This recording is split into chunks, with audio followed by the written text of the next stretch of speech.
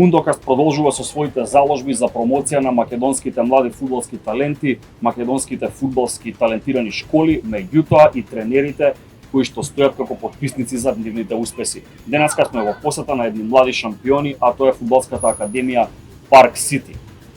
Во многу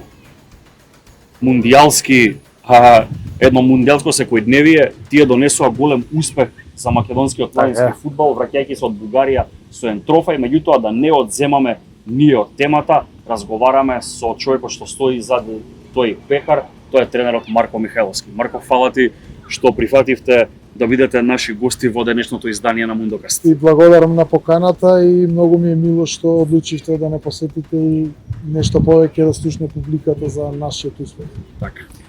Многу школи се активни и за времеите на светско и за време на распустот на децата, се работи напорно, па би ве прашале од старт со колку категории на деца работите, колку членство брои или колку фудбалерчиња ги брусат своите таленти кај вас? Па вака, нашата школа брои 10 генерации, значи од најмалите 2019 до најстарите 2008 година, кои што се надпреваруваат во Младинската лига на Македонија.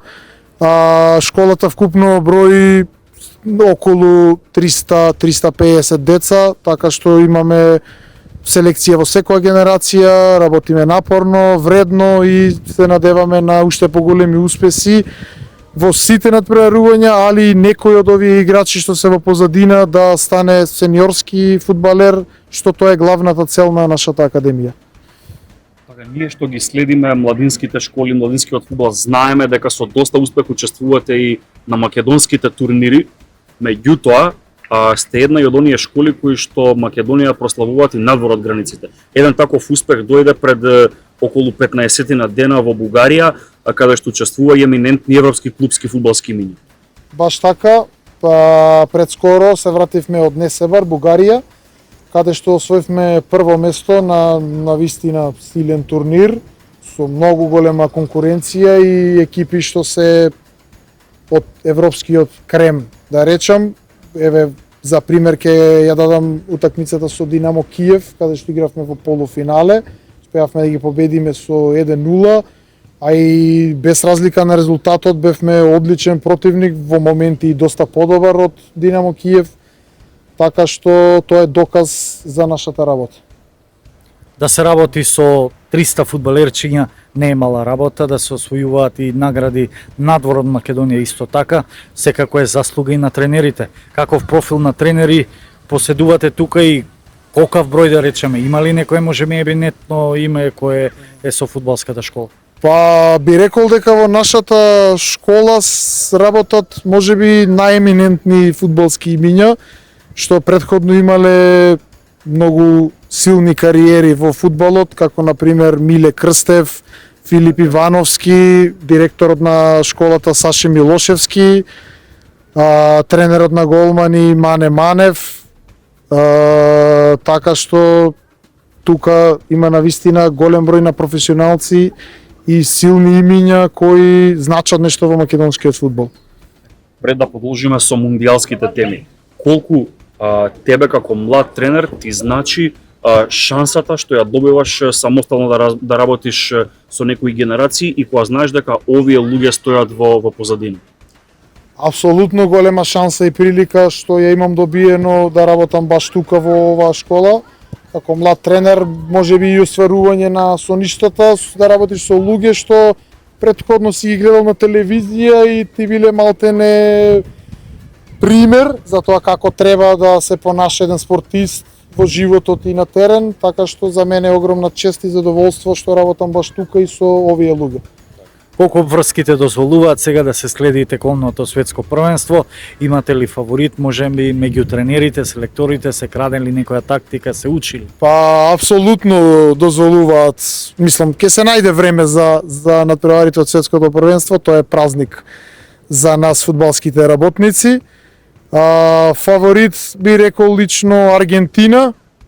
Мислам дека покажува баш еден одличен фудбал, модерен фудбал, со многу динамика во играта, многу флуидност, значи нешто што треба секоја репрезентација или клуб да го прикажува на теренот. кој од тренерите мислиш дека најмногу може да се истакне и некоја репрезентација да направи успех, да кажеш ова е потпис на тренер? Па би рекол Мароко, али тоа е мислам повеќе системска работа отколку на еден селектор или тренер, бидејќи на минатото светско првенство беа четврти, игра полуфинале и натпревар за трето место, али беше друг селектор. Сега со новиот селектор еве ги влегоа во осмина финале, ја помина Холандија вчера, така да како аутсайдер или фаворитот сенка би рекол Мароко и Норвешка. Мислам дека Норвешка исто поседува квалитет за нешто повеќе. Така и за крај би ве прашале, Марко, кои се плановите накратко, може би имате некој настап надвор на некој турнир, атакувате на некој нов трофеј пекар? Сега за сега го пречекуваме крајот на сезоната, па од август месец почнуваме со припреми и подготовки за новата сезона. Секако дека имаме план за нови турнири и надпревари надвор од нашата земја. Конкретно немаме точно каде ќе настапиме во следната сезона, али секако ќе има нешто, некое сериозно надпреварување и достигнување за нашите генерации. Ви благодарам. Веруваме дека вие како школа ќе го направите тоа што е до вас, да бидете одлични репрезенти на Македонија и понатаму, а ние сме тука да останеме како поддршка и за младите фудбалери, и за вас како тренери, и за фудбалските школи. Секоја ви чест на вашиот проект и на вашата афирмација на македонскиот младински фудбал. Дефинитивно му треба нешто повеќе од ваков тип, така што само напред продолжете и тука сме за понатамошни соработки. Благодарам. Благодарам и на вас.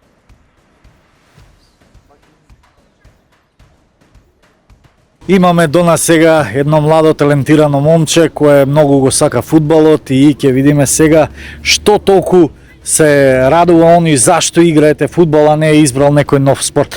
Прво ќе ни се представиш и ќе ни кажеш која позиција играш и зошто баш фудбал.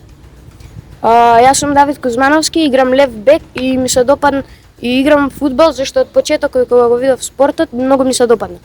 Што конкретно во фудбалот те привлече да кажеш јас сакам да бидам фудбалер и зошто баш лев бек? Или таа позиција ја сакаш или така ти доделија?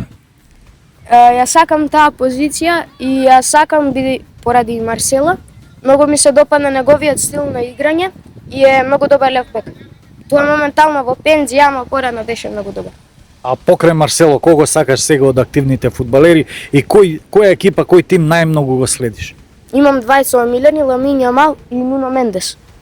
Тие некако не ни се бекови, а никац? И малце Ламин Јамал како да не иде со Реал Мадрид и со Марсело.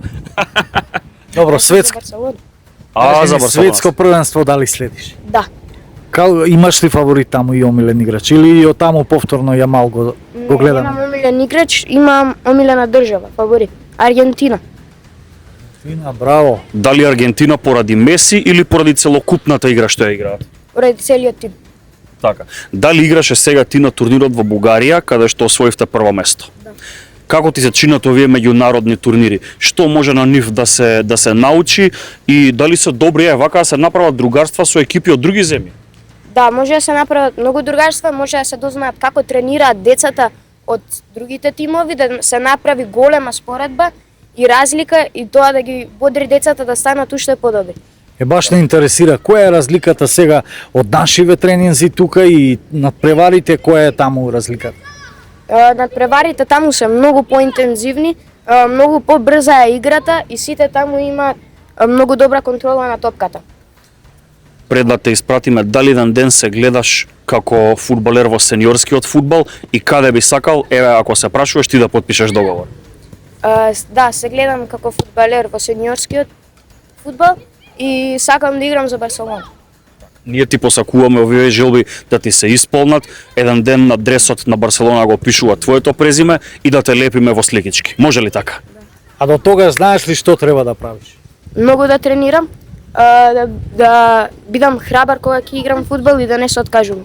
Браво.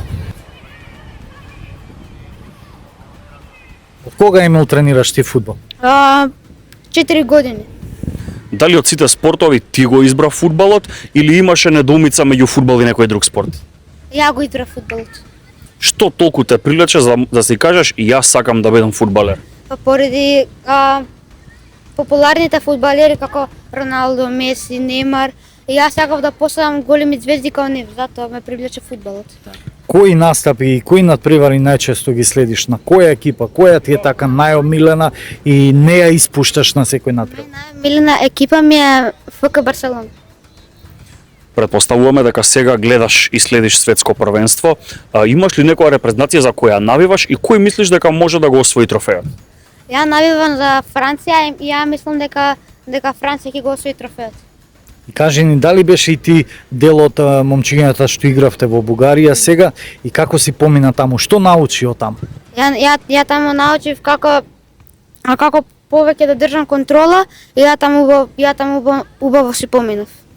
Уште ни останува никад за никаде да ни каже каде се гледаш од сега за 10 години. Во ФК Барселона. Барселона, а репрезентативниот дрес на Македонија? Би било убаво, така? Да. Ние би ти посакале овие желби да ти се остварат и еден ден ова интервју да го повториме кога ќе бидеш познат фудбалер како што впрочем и посакуваш. Така, ќе ни потпишеш тогаш дресови? Супер. Чао. Чао, чао. Тоа никад се различни искуства, во сите школи може да слушнеме нели и нешто ново. Така. Најважно фудбалот се сака во Македонија, се следи, напорно се вежба и сите сакаат да се дел од Мундокаст.